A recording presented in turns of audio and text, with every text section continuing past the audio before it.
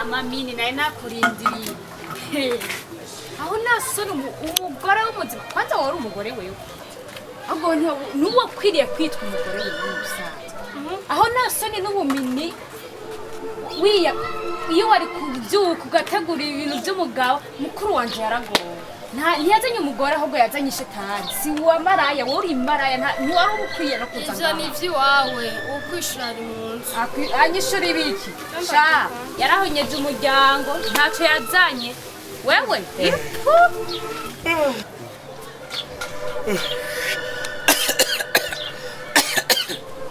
mbe icyo ni igituntu wanduye igituntu ni wowe ukurishura umugore wanje gutyo mwana yanjye turagoye mu muryango no kuri we shetani arateye muri uwo muryango wacu arateye muri uwo muryango wacu nugusenga no kuri umugore wanje zanira ibyo mbona kogereza zana we mana turagoye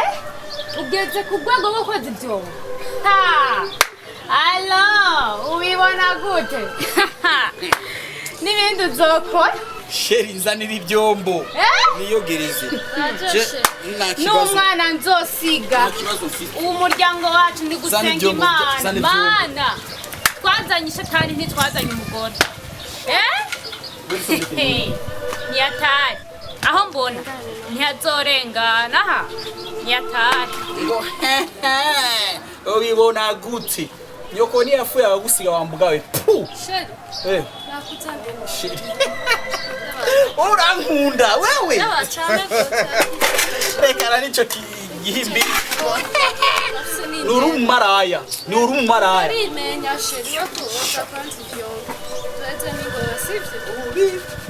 wabibona gute ni vyiza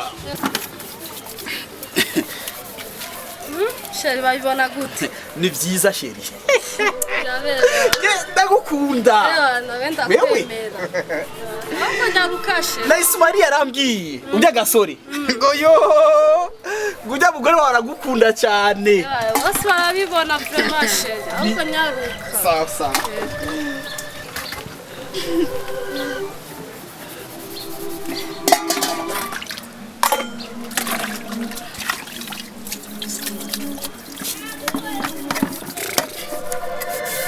ubibona gute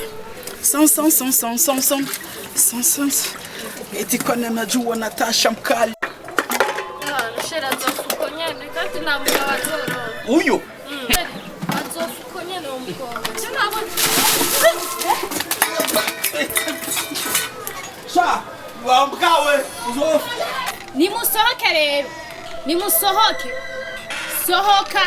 muvuga ngo nzopfuko nyene nimusohoke ndabereka ako kashenza ku gashesho kamaraya ngo wagiye ku mugabo uzopfuko reka umugore bashugora urugo rwanyu rwarahonye ipfuna sohoka rero bivuge hano sohoka ndakwereke sohoka rero sohoka nimba wiyemera sohoka ndakwereke ako kagore kagasheshe wari umugore imbwa y'umukobwa